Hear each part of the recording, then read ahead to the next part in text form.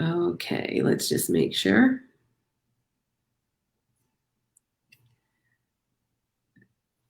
And let's see.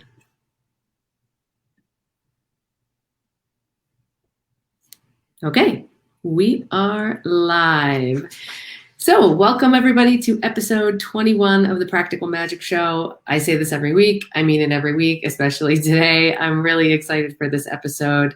Today we have Tom Chi, who's talking about something called mental agility, which has fascinated me from the moment I met Tom. And so really excited to dive in, but also in the impact that has on the impact you're able to have in the world, on the impact as a human being in terms of solving problems in your life personally and globally in Tom's case, and also just in terms of your overall levels of happiness and connection, which is something, Tom, that I think is incredible that you share, I think more and more as I learn your work. It's not just about what you're creating on the outside, which is amazing. So the Practical Magic Show, magic is when we operate outside of logic, or we operate outside of the norm of what everybody else does or the way everybody else thinks, which allows us to create what not many other people can.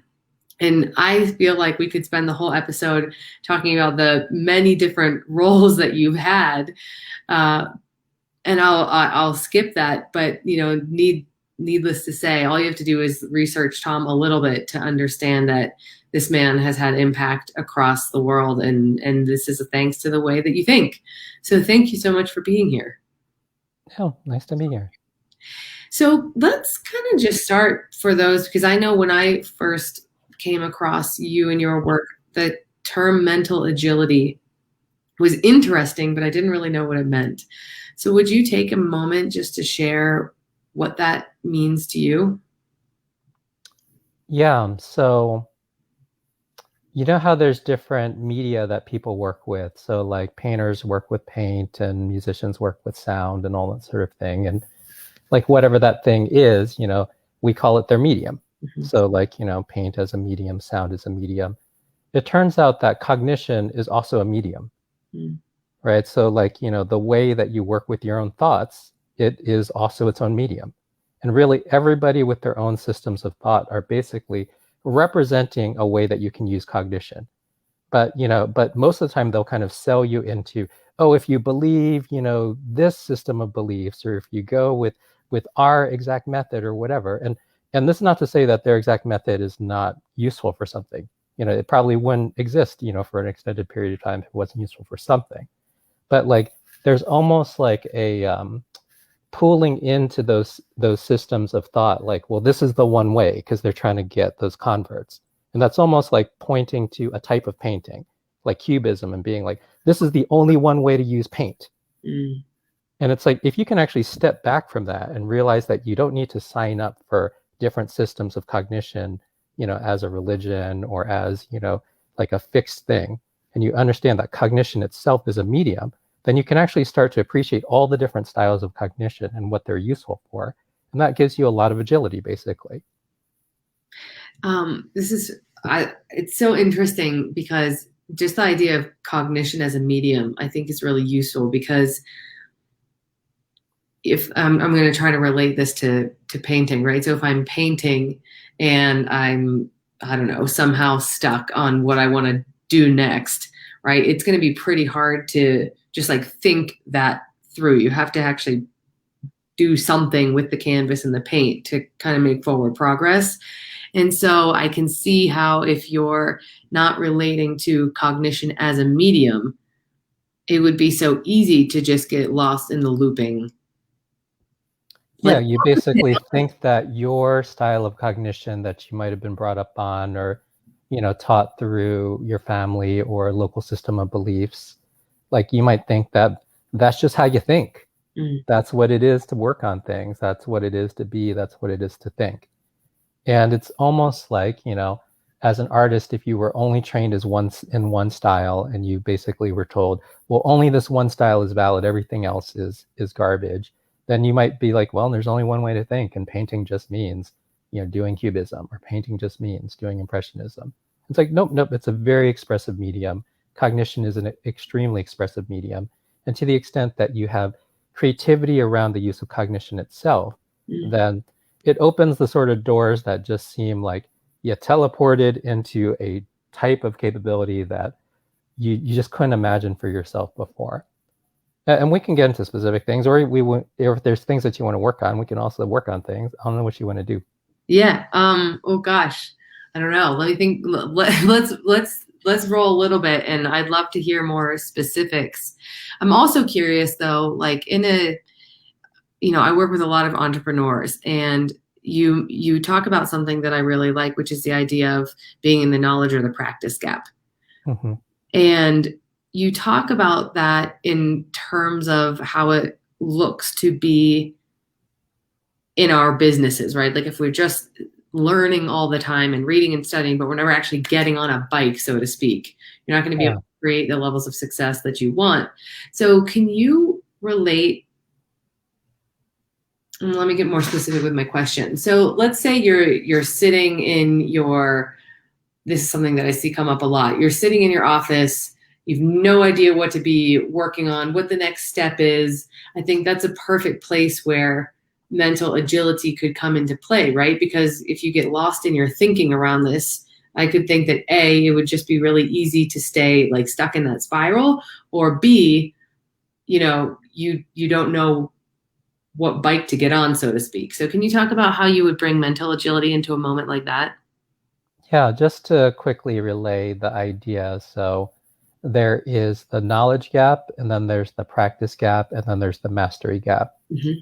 And a lot of people get stuck in the knowledge gap because, and just to kind of put the color in there. So imagine you were 4 years old and you had never seen a bicycle before.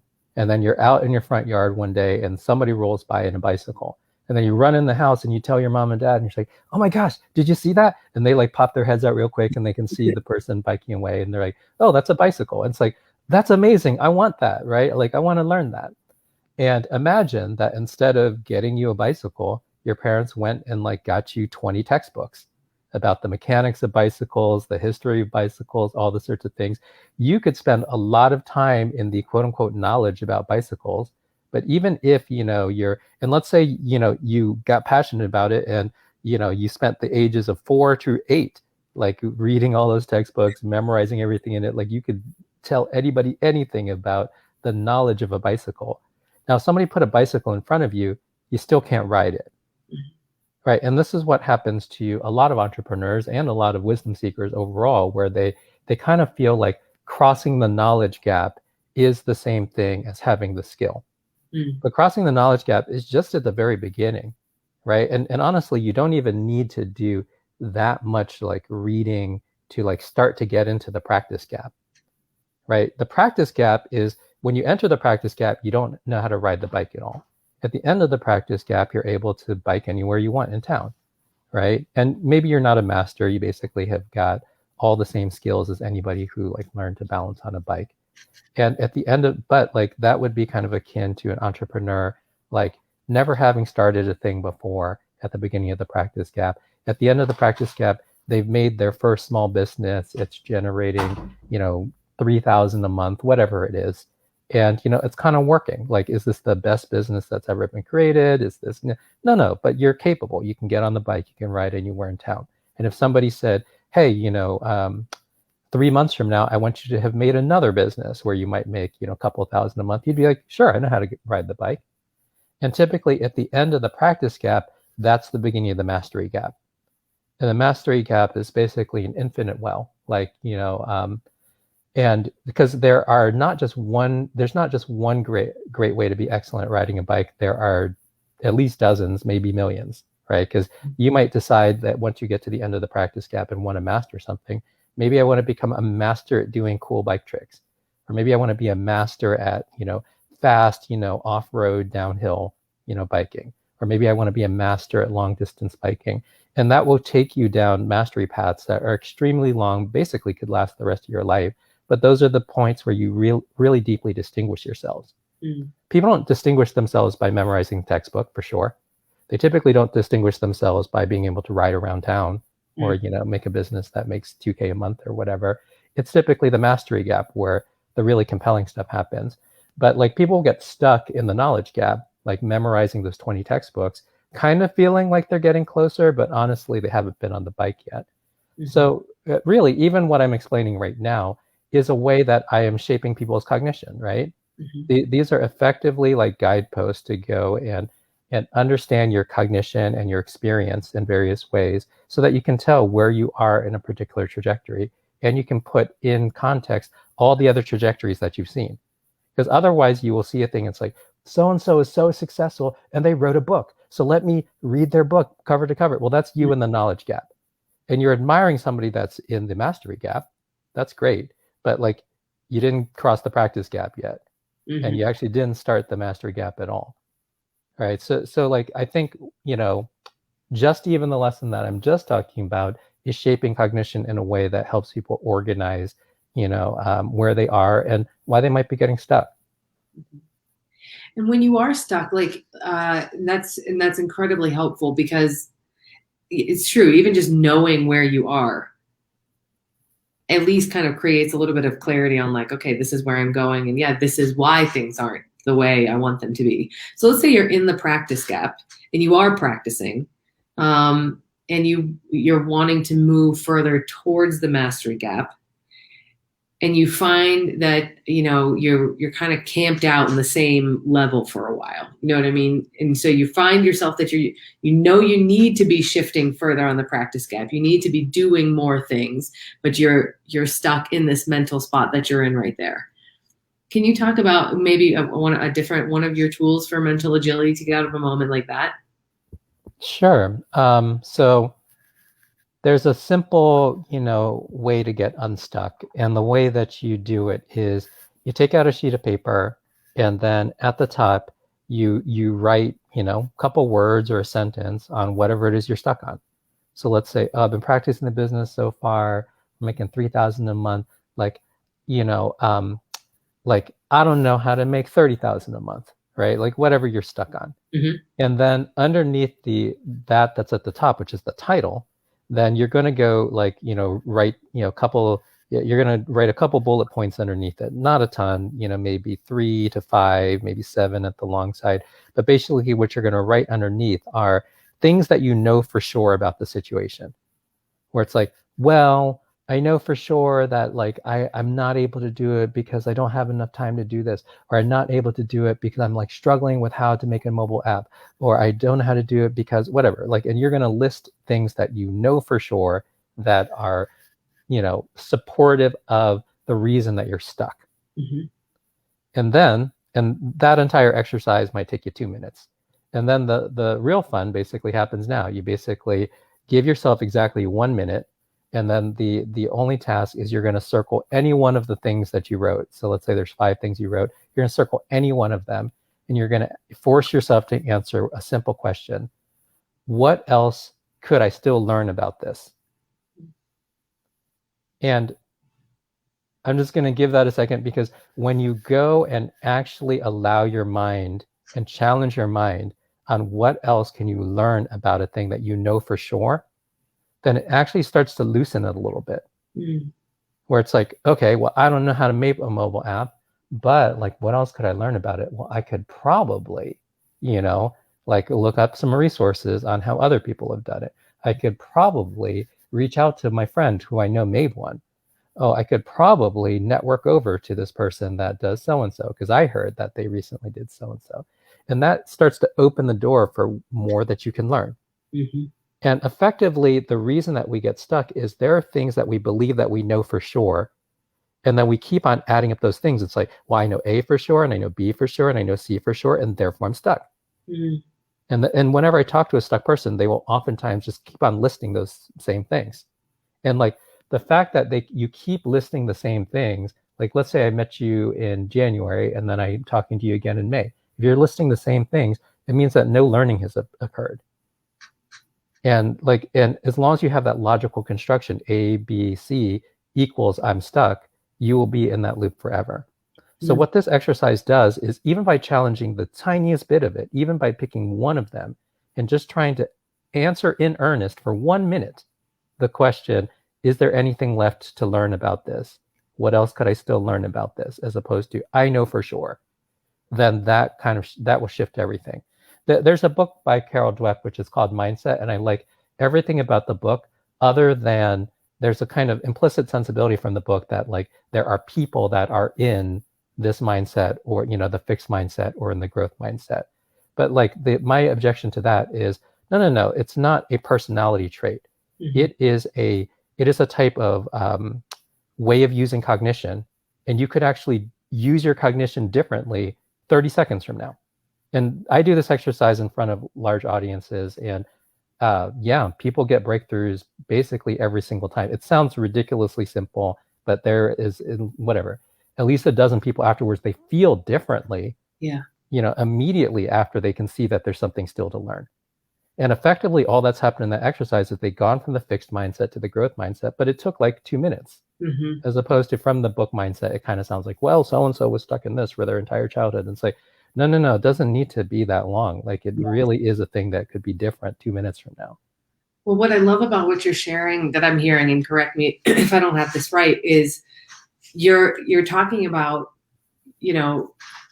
learning when you're stuck. And what I think is really interesting about that is it's kind of a on the bike style of learning, because what I also have observed a lot of times is somebody could be stuck in a loop like that, and they spin back into the knowledge gap to try to learn more that way. But that's a different kind of learning that you're there's two different types of learning. There's the learning that we mostly got in school, which relates to communicating things that people discovered a long time ago, typically, right? Or like in history class, things that happened a long time ago. So things that are fixed and that you can just look it up. Mm-hmm.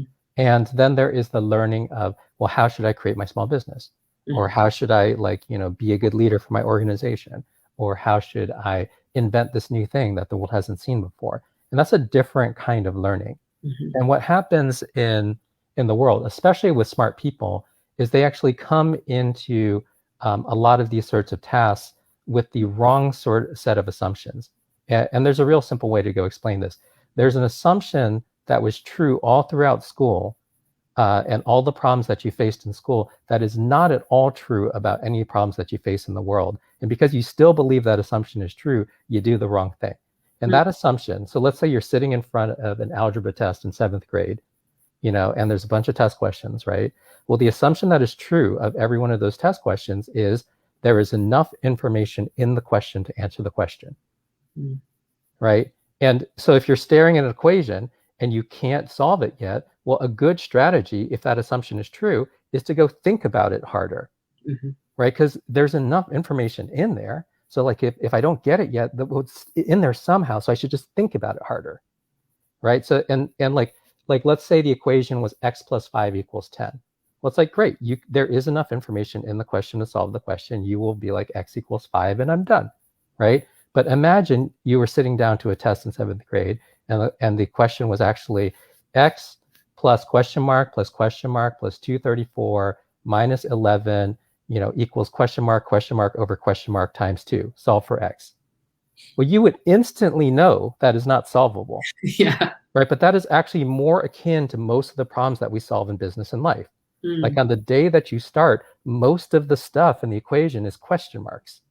So like the more important thing is the skill of taking question marks and unquestionifying them, as opposed to sitting there and thinking harder. Like if you sat there and thought harder, you went back to the books, as like the way like diving back into the knowledge, then a lot of times that will not resolve the question marks.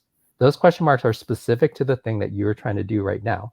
And that might be like, oh, well, I've heard of people making a type of restaurant business that serves these people, but I'm doing my business in Arkansas, or I'm doing my business in a slightly different place, or I'm doing my business and I'm trying to make it healthier food, or and like whatever those changes are basically question marks in that new equation. And you're going to solve those question marks in the practice gap, not in the knowledge gap. Right. So by accidentally, holding on to that assumption that was true all throughout school, and I've taught lots of folks, and typically the folks that are better educated are worse with this because they did better in school and they were more indoctrinated with that assumption that thinking harder is the solution to all problems. It is not. When it's mostly question marks in the equation, actually getting into the practice gap is the way that you solve it. And like when you go out there, as much as it feels uncomfortable to try some of these things, then like as soon as you try it, it's like, oh, I thought that this super healthy soul food was going to be really good with this audience. When I actually tried it, they didn't like it. Well, good. Now I got a question mark and it's starting to resolve a little bit. I know what happens when you add this and this and this and give it to these people. That's resolving a bit. And it's the trying that gets rid of the question mark. Now, what book would you have read that would have answered that question for you? It's just not possible. Not for your food in that setting, delivered in that way. Nobody wrote a book about that. So there's nothing that you can do in the knowledge gap that is going to solve it. And the reason that people, especially smart people, jump back to the knowledge gap is they have believed in that assumption, or they've been ingrained in that assumption most of their life. And honestly, the other reason is that the knowledge gap is intrinsically safe. There's like nothing that a book is going to do that is going to make it so that like you feel any pain of like, oh, I loved this idea and my customers didn't love it. Yeah. Right. And like, in order to go avoid that pain, people will go and fill up their lives, like just circling around in the knowledge gap and not even popping into the practice gap. And they will continue to stare at that equation with mostly question marks. Now, as soon as you like turn the question marks to any number, you'll solve the equation in a second. Right. And actually, there's a reason I said 234 minus 11 in there. People will also tend to obsess about the parts they can see. So they'll be like, oh, x plus question mark plus 234 minus 11. Well, 234 minus 11, that's 223. I'm almost done. And it's like, no, it's all mostly still question marks. So like, don't obsess over the part that you can see. If there's a part that you can see that you can solve quickly, solve it, get it done. But the other things that are question marks, you got to try them in the practice gap. If you don't do that, there is no other way to learn into that. That's not a book learning sort of issue. And like, you may spare your feelings, but you won't help the world at all. Oh, that's a powerful statement. Yeah. And I also love the idea of the skill of, what did you say, unquestifying? Mm-hmm. That's amazing.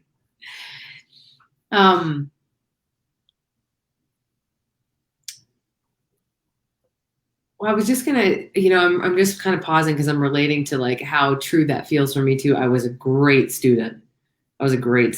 And this is tough for me. So I'm just kind of relating to that, being that, yeah, if you get really good at practicing using your mind one way, you're really good at that, but that may no longer be, that worked pretty well when I was in jobs and professions that like had a pretty straightforward path.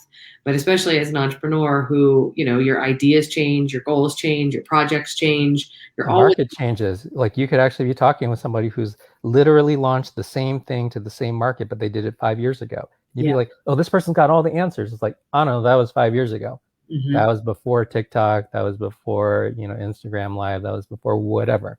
Maybe it's different now. So do you find that, because I know you do some coaching as well, do you find that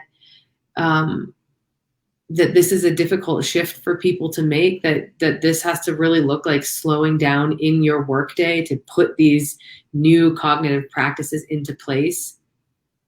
It is actually much faster and more exhilarating and more fun and more cognitively stimulating and more creative. It's absolutely better on all fronts, and you will also feel very reticent about doing it. Can you say a little bit more about that? Because people will kind of like gush to me about like, oh, I got this great concept, and I was like, great, we could try that out tomorrow. Here's how. And I like sketch out how they might prototype it and how to get pretty good feedback on it, within 24 hours. And like, but really, like, we're gonna do that tomorrow? And it's like, yeah, we could do it tomorrow. Actually, if you're in a rush, we could do it today. And then that freaks them out even more. So it's like, okay, no, we'll go back to tomorrow. It's fine.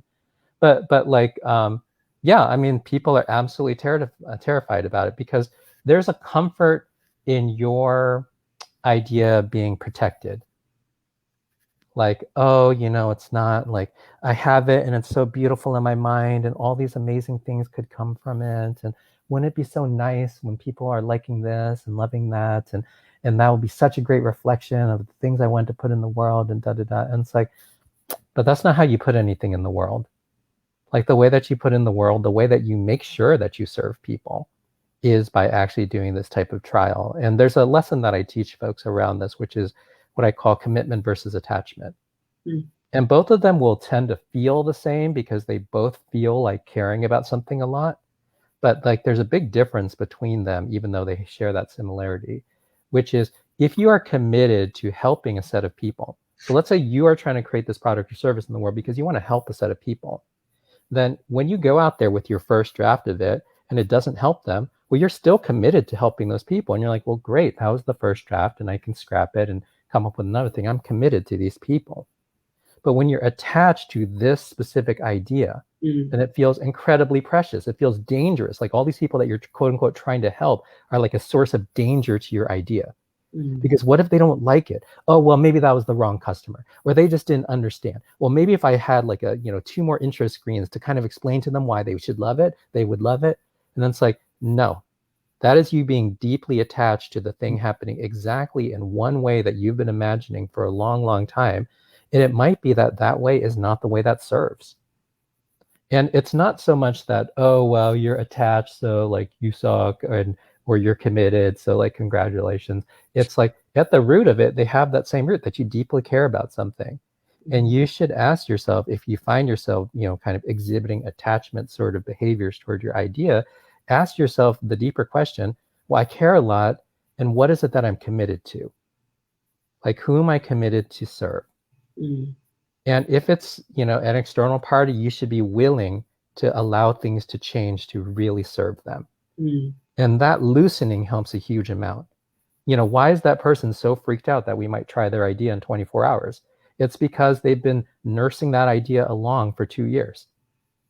And they're like really attached. It's like, oh, it has to come out this way. And if it's not perfect, like, what are people going to think of me? And like, oh, I'm not going to have that idea anymore. And I've really loved that idea. And It's like, no, let's scoot it back a little bit. Why did you come up with this in the first place? Who did you want to serve? It's like, well, my grandma had a stroke and I really wanted to serve people that like have had strokes and that sort of thing. It's like, well, great. I want you to think about that. I want you to connect to that. That is who you are committed to.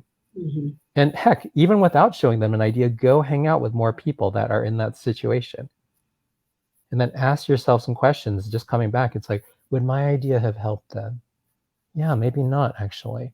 Or maybe, yeah, except for with these changes.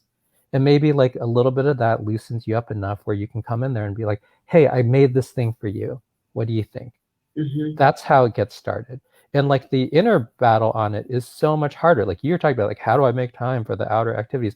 Like I said, the outer activities are faster, more fun, creative. They're like actually better on all fronts. Like it takes less time for your thing to get to market. It takes less time for you to serve with it. Like it is truly better on the outer game on all fronts.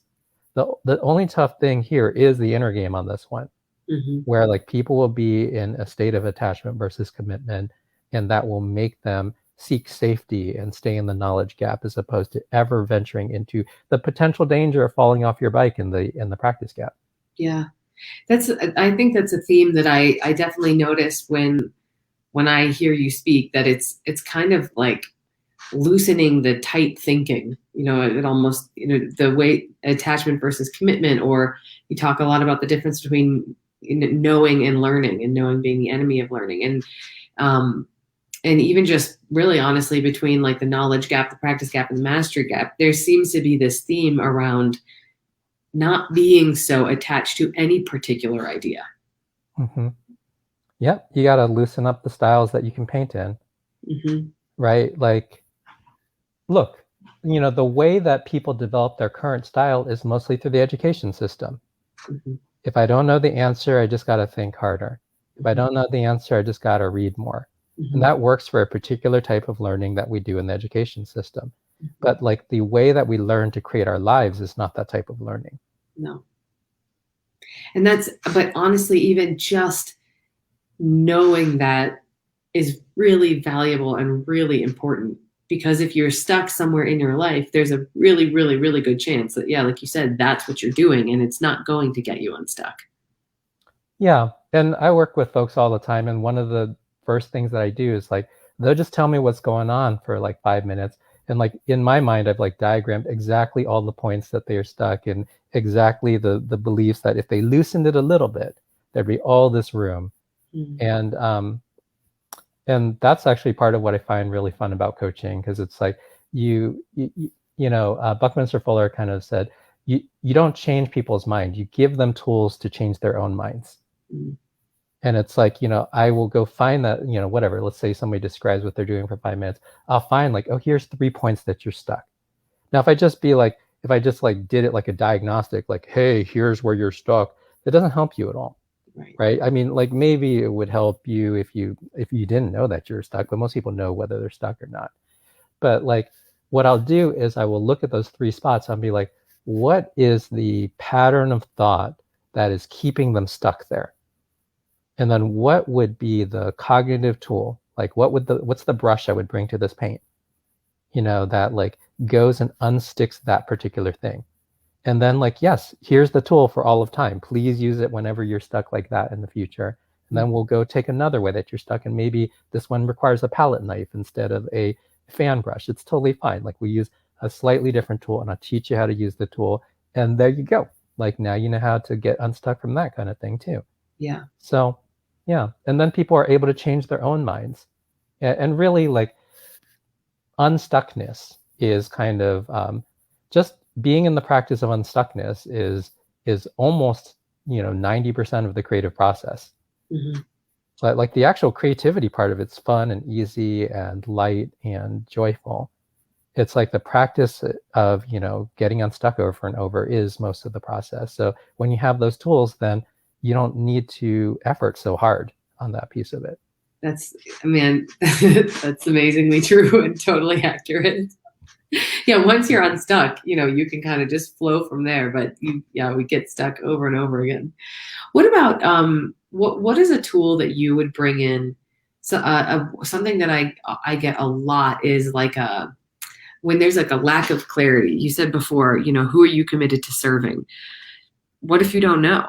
What if you're in that space of like, gosh, I just don't know? I know a lot of coaches end up in this spot as well. Like, I don't know who I'm serving, so I don't know how to get into the practice gap. Like, what's so don't try to get the one right answer. That also comes from the academic setting, right? Because on a test, there's one right answer. But is there one right way to launch a business? Has every business launched in the same way? Of course not. Mm-hmm. Is there one right way to launch a pizza business in your city? Of course not. Like, you can look around your city and it's like, at least 10 different ways that launch that. I see them around me. Right. So like, first off, you need to step away from the sensibility of one right answer. Mm-hmm. That is another assumption that is not true about the real world that people import from the academic setting. Mm-hmm. And then you can ask a way simpler question, which is like, hey, I don't know like exactly the final set of people I'm supposed to serve, but like, is there a group of people that I'd be interested in serving? Mm-hmm. That's a simpler question to ask. Now, at the end of the day, you might start there and you might find out, oh, what would serve even better? To go work with, their friends, or, to go work with their, grandparents, or whatever it is, right? Like, you might like bridge over from like your initial like trials into something that's even more true. But like, don't try to answer the question of like, what is the one path? Like, that's just not even true about the world. That's only true in the academic setting, that there's one right answer. Mm-hmm. Like, ask the way simpler thing. Would it be interesting to, or like, would I like to serve at all, this group of people? And that would just get you off the starting block. You'll be in the practice gap. Yeah. Yeah. I love the idea of just asking what's a simpler question. Mm-hmm. What's a simpler question? What's an easier step? And not even like, would I be interested in serving, this particular group? Would I be interested even just experimenting with serving this group? Like, just exactly. Yes, it loosens things up a lot. And there is a thing which is very oppressive to human thought, which is the superlative. And it says, what's the best path? Mm. What's the optimal? What's the absolute maximum? Da da da. Now, look, there are problems. So I have a deep background in physics and mathematics and whatever, and there are problems in the world that, like, with the right construction, there is an optimal answer, given like the analytical equations that describe the situation. I'm going to say most of life's not like that. And like, when people ask the superlative question, they basically force these, into a frame that doesn't fit, the question. So like if you ask a way simpler thing, which is like, hey, would I be interested in, or would I learn something interesting if I, tried this or that? That's way closer to how things actually get solved. And it's way truer to what the real situation is. Like most of the world is not governed by analytical equations. I wish it was. I'd be very skillful at that world because I was an astrophysicist at age 15. I like understand the physical universe quite well. But like the space of like human thought is way more complicated than the physical universe. And like in that world, the superlative is a problem, right? The superlative basically narrows thought in a way that can be suffocating. Yeah. Yeah. I think this conversation is just so, fascinating to me because I'm a coach. So I spend a lot of time in the conversation around your thinking, but I don't know how much, it's been from the perspective of like your thought creates your world, right? And that is true. So change your thoughts, you change your world. But this, like, how to change your thoughts from the perspective of the conversation we're having, I think is really fascinating because it's not just so much like change what you believe in. You're really thinking about like really engaging with your thinking in a totally different way. And I think that's If really thought is paint, then there's a lot of paintings you can do. mm-hmm. Yeah. Mm-hmm. It's like this is the difference between a medium versus something that is just already set that you study. And like a lot of times when people say change their thoughts, it's like, oh, I see your patterns, and you know what you should get into? You should get into transcendental meditation. That's a different kind of thought.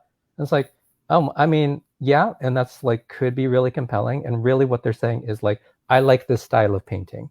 Mm-hmm. Now, the way I start to look at it instead is I basically say, okay, transcendental meditation, what happens to thoughts in that type of painting? Like, what is the experience of it? Is that the best state for me to get my taxes done? Nope, not the right cognition patterns to get your taxes done. Is it the right, cognition pattern to, de-stress from a stressful day or to explore the inner self in various ways? Sure, absolutely. So like what you start to understand when cognition is a medium is that effectively all the different styles that people have been trying to teach you, whether it's this coaching style or some Eastern philosophy thing or some Western religious thing or whatever, all these cognitive styles basically are just a way of doing it that might be good at some things and not good at other things. And then you start to build it out as a toolkit as opposed to your thoughts are wrong, you need to have better thoughts. Like that's the superlative again. Mm-hmm. So the superlative will get in there and it will like narrow you into, it's like, well, the optimal thought, the way to be here is to be so-and-so. And it's like, no, I mean, like, look, I'm all for committing to a style of painting and getting into it and like getting skillful at it. That's being in the practice gap with it. But once you paint enough like that, you should be able to step back and be like, this style of painting has been great for this, and that. And now I got to do this kind of thing in my life. Mm-hmm. And like, who does that type of painting cognitively? And like, what are the kind of styles that work in that world? And what are the tools, the brushes, like the surfaces that people paint on where it really works in that style? And yeah, then you will start to see this kind of thinking also dissolves almost all disagreements because you can understand why people say what they say. Like their cognitive style in that setting serves them for the type of painting they're making. And you can be like, okay, well, I don't agree with that, and I probably don't want to paint in that style, but why does that work for them? Mm-hmm. It's a way more interesting conversation than like, oh, who's wrong about this? So like whenever I see pundits on TV, it's exhausting because like everybody's like cognitive, world is so collapsed. Yeah. And everybody outside of this cognitive world is like, and you're wrong, and you're wrong. And it's like, oh, or you have a cognitive style that's working for you in a particular application, and that's what it's good for. And everything that doesn't look like cubism or everything that doesn't look like the painting style you do is wrong. And honestly makes you incredibly boring.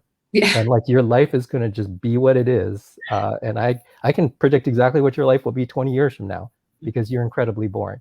So I find it both exhausting and boring to see some of the more popular people that we see on TV because I'm like, oh man, their skill with cognition as a medium is so poor and they don't even know it.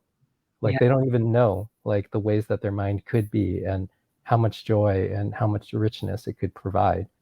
But yeah, I I even love that you said that though about it, that it's exhausting and boring for you to watch that, because it's, if I reflect back on the times of my life where I'm not engaging in the kind of, cognitive behavior that you're talking about, my life feels exhausting and boring. And so it's just an interesting thing to think about, like a nice marker for when you could be using more tools for mental agility. You're feeling exhausted, your life is boring, or you're stuck. I really like that. Absolutely. So, are there any, just to kind of wrap, are there any particular places that if somebody wants to kind of build this cognitive skill the way you're talking about, you would send them? I mean, I got a bunch of talk videos online. There's like one that's called 5 Mental Debugs, and then there's another one where I talk about knowing versus learning. I mean, you can send out some links to those sorts of talks. Yeah. Also, if people go to my website, then there's a bunch of talks. It's just tomchi.com that are linked off of that. And I don't know, that's a fine place to start. Apparently, there's a lot of talks online, because one time I was at a conference and a woman that I didn't know like ran up to me and she's like, "You're Tom Chi?" And I was like, "Yeah." And then she's like, "Man, I've been like diving into your work. I must have spent 20 hours watching your talks in the last couple of." I was like, "I have 20 hours of talks online?" She's like, "Yeah." I was like, "That's because I speak at different events and people post it on my behalf, or like, I'll like do an interview and just be like, whatever, I forgot about it." And then like people find it and then it's like, okay, man. All right, great. So I'm not even aware of all the resources, but apparently there's at least 20 hours, circa 5 years ago. That's a really But good start. there's got to be more than that now. Yeah, that's a great start. And I'll link those too, because I know the 5 Mental Debugs is such a good one. You talk a little bit about some of the stuff here, but then you also have a lot more in that video, which is fantastic. And I do love that you almost always bring in some way to practice the thing that you're talking about. And that's perfect. No, I mean, if you don't get into the practice gap, it's not even happening yet. And like most of the beauty of your life will happen in the mastery gap. And I think I share this example in one of the talks, but it's like when you're in a mastery gap, it's like let's say you met somebody who had played guitar their entire life. They started at age 10 and they became a virtuoso and toured around the world. And here you are meeting them at age 80. They're on their deathbed and you're like talking to them about guitar. And you were to ask them, "Oh, you've done so much with guitar. You've explored so many styles. You've done, like expressed it so many ways in your life. Is there anything more to learn about guitar?" Anybody in a mastery discipline will say there's infinity more. Mm. And like, that is the beautiful place to be. Like most people are trying to get to that destination. It's like, once I make this money, or once I get that status, or once I play the big concert and everybody likes the song I wrote or whatever, that's my kind of like transcendent moment. It's like, no, but like the folks that are in mastery disciplines, it is, that process itself, which is the beauty, which is the reward. And it'll be infinity more, even if you've spent your whole life on it. And that might sound like futile and sad to some people, but if you're in it, you'll know that like that's what we're here for. Yeah. To go and be in the mastery gap and expand the possibility of what it is to be here. Let's end there. That is that's incredible. Well, thank you so much, Tom. Is there anything else, like any last final words that you would love to impart? No, I think it's fine. Like, yeah, it's good. Go and do some stuff. It's not going to hurt you. And actually, people really love people that are trying. Mm-hmm. That's beautiful. Thank you.